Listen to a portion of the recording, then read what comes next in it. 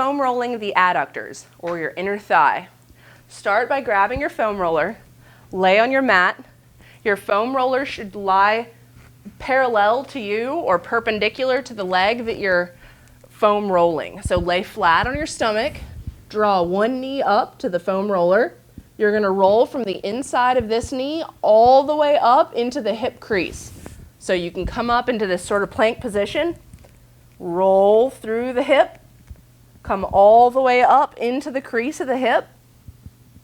Find the spots that feel tender or like trigger points. Roll all the way back through to the knee.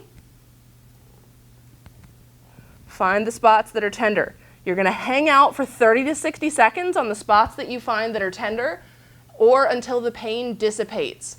So for me, I feel a spot just above the inside of my knee. I'm going to hang out until the pain dissipates, and then I'm going to continue scanning for more tender areas. This is foam rolling the adductor.